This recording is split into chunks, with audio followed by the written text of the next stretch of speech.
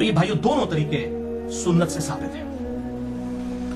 اور جب سنت کی ہم بات کرتے ہیں تو سنت میں حدیث موقوف بھی شامل ہوتی ہے اور حدیث مرفوع بھی، یعنی صحابہ کا عمل بھی شامل ہوتا ہے، بشرطے کہ باقی صحابہ ان کو غلط نہ کہتے. اگر باقی کہیں گے پھر ہم اتفاق دیکھیں گے، جیسے کہ معوذتین کے معاملے میں ابن مسعود رضی اللہ تعالیٰ عنہ کے ساتھ باقی لوگوں کا اختلاف تھا، اور ان کا رجوع بھی ظاہر شامل ثابت ہو جاتا ہے کیونکہ ان سے تواتر سے جو قرات آئی ہے امام حفص کی اس میں معوذتین موجود ہے. تو صحابہ کا اجماع حجت ہے، یا کسی انڈیویجول صحابی کی بات بھی حجت ہو سکتی ہے اگر باقی لوگ مخالفت نہ کریں. مخالفت آ جائے پھر ہم دیکھیں گے جمہور کی رائے کیا ہے. تو ارسال الیدین یعنی ہاتھ چھوڑ کر نماز پڑھنا، نبی صلی اللہ علیہ وسلم سے بھی ایسی حدیثیں ملتی ہیں لیکن کوئی اصول محدثین پر ثابت نہیں ہے. ایک حدیث ہے سنن طبرانی کے اندر کہ نبی صلی اللہ علیہ وسلم کبھی قیام میں ہاتھ چھوڑ کر نماز پڑھا کرتے تھے، کبھی ہاتھ باندھ کر، لیکن اس میں خصیب الجحدہ راوی جو ہے، خصیب بن جحدہ، یہ راوی جو ہے یہ کذاب راوی ہے، اس لیے اصول محدثین پر یہ روایت صحیح نہیں ہے.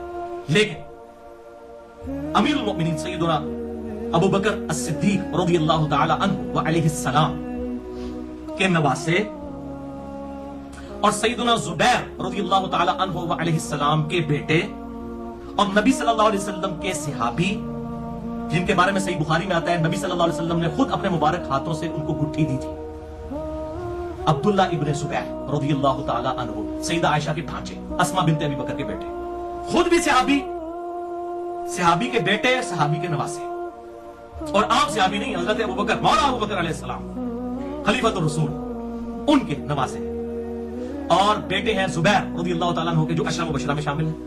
یہ کوئی عام آدمی ہے عبداللہ ابن زبیر رضی اللہ تعالیٰ عنہ. اور آپ کو حیرانگی ہوگی عبداللہ ابن زبیر وہ صحابی ہیں کہ جو ہم سب سے زیادہ، میں نے رفع الیدین والے لیکچر میں مسئلہ نمبر 70B میں بھی ان کی حدیث پیش کی تھی کہ عطا بن ابی رباح رحمہ اللہ جو تابعی تھے، ان کو کسی نے رفع الیدین کرتے ہوئے دیکھا. سنن کبری البیہقی میں حدیث ہے صحیح سند کے ساتھ. یہ امام ابو حنیفہ کے استاد ہیں عطا بن ابی رباح، اور امام حنیفہ سے تاریخ بغداد میں صحیح سند کے ساتھ یہ روایت ہے کہ میں نے عطا بن ابی رباح سے افضل شخص روئے زمین پر نہیں دیکھا. اور اس میں امپلائڈ ہے کہ اگر کسی صحابی کو دیکھا ہوتا تو اس کا نام لیتے. اسی سے میں کہتا ہوں کہ امام حنیفہ رحمہ اللہ المتوفی 150 ہجری وہ تابعی نہیں ہے، تبع تابعی ہے، کیونکہ انہوں نے خود کہا میں نے عطا بن ابی رباح سے افضل شخص کوئی نہیں دیکھا. صحابی کوئی بھی ہوتا ان سے تو افضل ہوتا عطا بن ابی رباح. ان کو کسی نے رفع الیدین کرتے ہوئے دیکھا، سنن کبری البیہقی میں موجود ہے.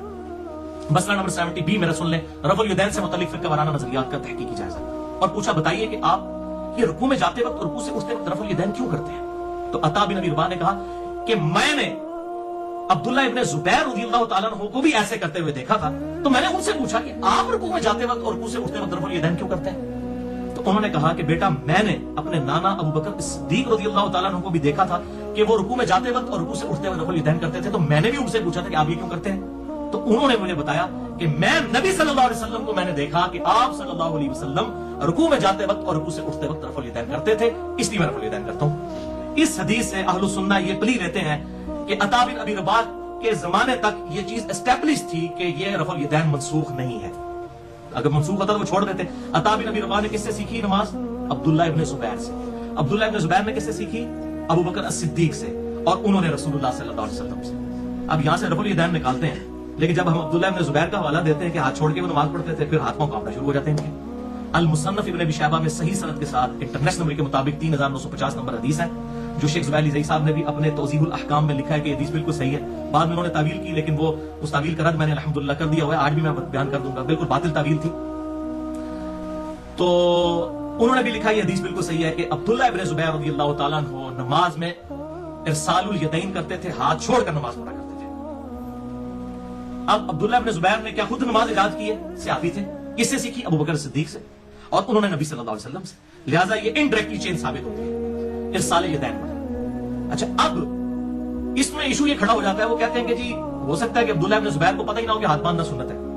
تواڈے منڈے نوں پتہ ہے، تواڈے مولوی نوں تنخواہداراں نوں پتہ ہے کہ ہاتھ باندھنا سنت ہے کہ چھوڑنا. عبداللہ ابن زبیر نوں نہیں پتہ، جنہیں ابو بکر صدیق کو نماز سیکھی ہے علیہ السلام رضی اللہ تعالیٰ عنہ.